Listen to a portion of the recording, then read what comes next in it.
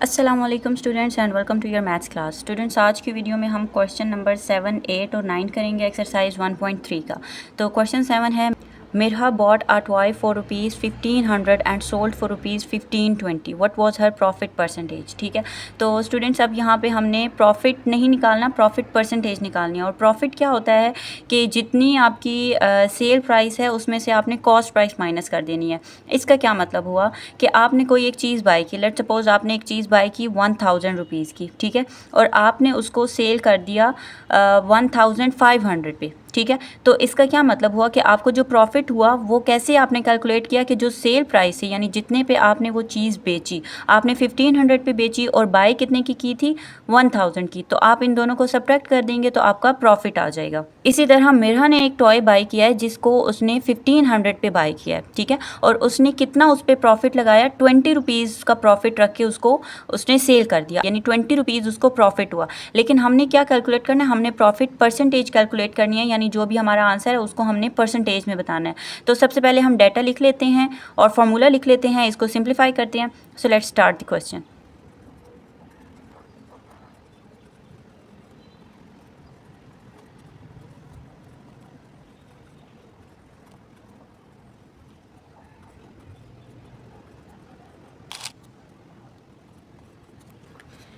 ठीक है स्टूडेंट्स, तो कॉस्ट प्राइस क्या थी कि जितने पे उसने वो टॉय ख़रीदा और कितने पे उसने बेचा वो 1520 पे था। तो प्रॉफिट अमाउंट हमारे पास आ गई ₹20। लेकिन हमने इसके प्रॉफिट परसेंटेज बतानी है, तो उसके लिए स्टूडेंट्स आपकी बुक में यहाँ पे फॉर्मूला लिखा हुआ है, यानी प्रॉफिट परसेंटेज कैसे आती है कि आप प्रॉफिट को डिवाइड करें कॉस्ट प्राइस से और मल्टीप्लाई कर दें 100 से। तो ये जो पूरा आपकी वैल्यू आ जाएगी, इसके साथ आपने लगा देना परसेंटेज। इस तरह आपके पास प्रॉफिट परसेंट आ जाता है। तो अब हमने प्रॉफिट फाइंड कर लिया, अब जस्ट इसको हमने कैलकुलेट करना है।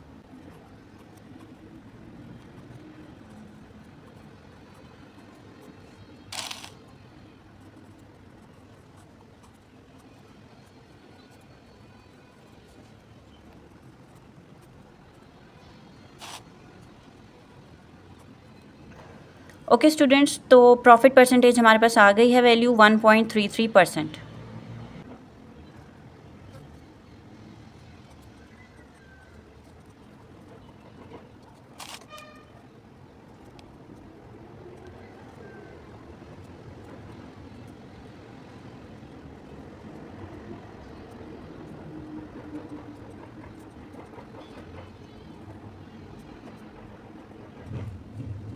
अच्छा स्टूडेंट्स, क्वेश्चन 8 है कि तैयब की जो एनुअल इनकम है, ठीक है, यानी सालाना इनकम उसकी कितनी है, 9,60,000, ठीक है, और उसमें जो एग्जाम्प्टेड अमाउंट है वो है 1,30,000।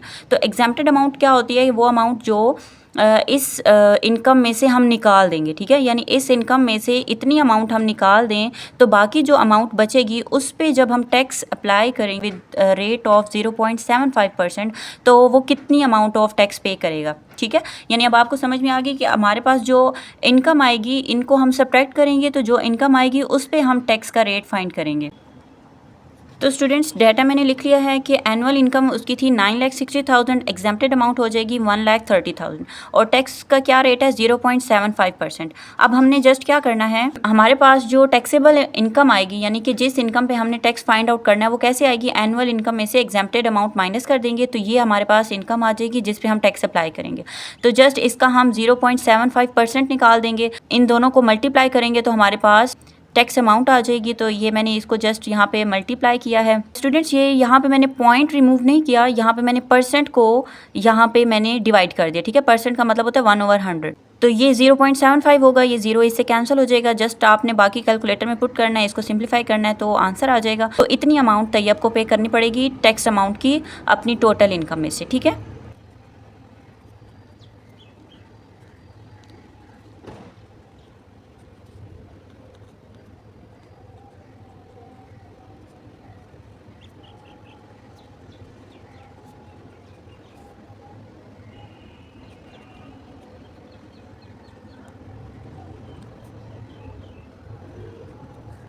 अच्छा स्टूडेंट्स, इस क्वेश्चन में हमने क्या करना है कि आपने कंपाउंड मार्कअप फाइंड करना है on ₹3,75,000 for 1 year. At the rate of 14%, यानी सालाना आपने इस प्राइस पे या इस इनकम पे कंपाउंड मार्कअप निकालना है, ठीक है।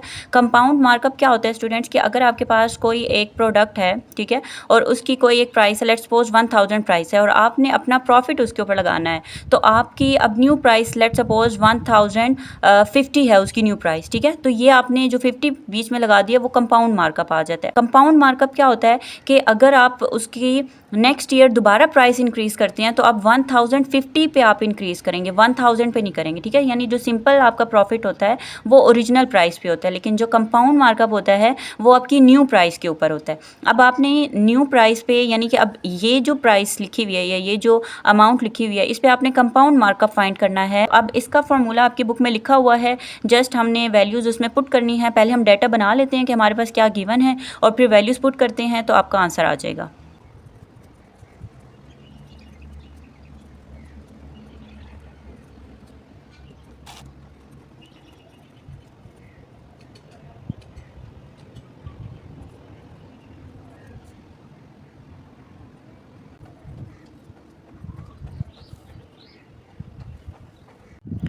अच्छा स्टूडेंट, कंपाउंड मार्कअप का फार्मूला होता है PTR, यानी कि जो आपकी अमाउंट है वो P और टाइम जितना है वो, और रेट आपके पास आ जाएगा 14%, ठीक है। यानी कि ये चीज़ आपके पास नहीं आएगी, जस्ट आपके पास PTR फार्मूला होता है, और R यहाँ पे 14% था, तो या तो आप यहाँ पे 14 ही लिख दें, या 14% के इसको आप एट द एंड डिवाइड कर दें 100 से, ठीक है। तो ये जस्ट आपने बीच में नहीं लिखना अमाउंट ऑफ प्रॉफिट, ये बाय मिस्टेक लिख दिया मैंने, बस PTR लिखना है, और R की जगह आपने 14% पुट कर देना है। अगर आप यहाँ पे जस्ट 14 लिखते हैं तो परसेंट का मतलब है 1/100, तो इसलिए यहाँ पे नीचे 100 डिवाइड कर देंगे। जस्ट इसको अब आपने सिंप्लीफाई करना है तो आपका आंसर आ जाएगा कंपाउंड मार्कअप का ये, ठीक है।